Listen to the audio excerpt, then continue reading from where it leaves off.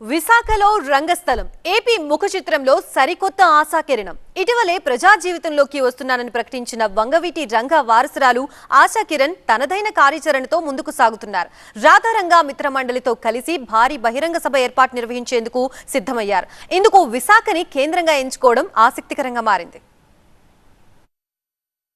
ఈ నెల 26వ తేదీన 1,00,000 మందితో విశాఖలో రంగనాడు నిర్వహిస్తామన్నారు వంగవీటి రంగా కుమార్తె ఆశాకిరణ్. ఇందుకు సంబంధించిన పోస్టర్ రాధారంగ మిత్రమండలితో కలిసి ఆవిష్కరించారు. ఈ కార్యక్రమం ఏ ఒక్క కులానికి మతానికి సంబంధించింది కాదన్నారు రంగా కూతురు ఆశాకిరణ్. రంగాను అభిమానించే వారంతా ఈ కార్యక్రమానికి రావాలని విజ్ఞప్తి చేశారు. డిసెంబర్ 26 వైజాగ్ ఆర్కే బీచ్లో మేము రంగనాడు అనే ప్రోగ్రామ్ని చేస్తున్నాము.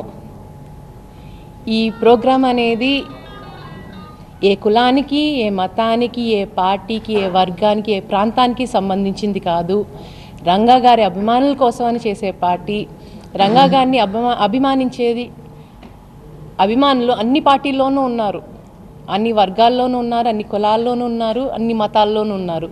వాళ్ళందరికీ నేను ఇచ్చే పిలుపు ఇది. రాధారంగ మిత్రమండలిని బలపరచడమే తన ధ్యేయమన్నారు. ప్రస్తుతానికి ఏ రకమైన రాజకీయ నిర్ణయం తీసుకోలేదన్నారు.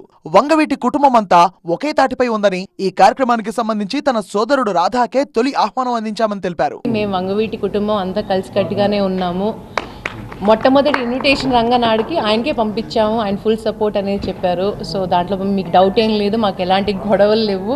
పేద బడుగు బలహీన వర్గాల కోసం సపోర్ట్ చేసి రంగా గారి పేరుతో సపోర్ట్ చేసిన ప్రతి ఒక్కళ్ళు ఆయన వారసులేనండి.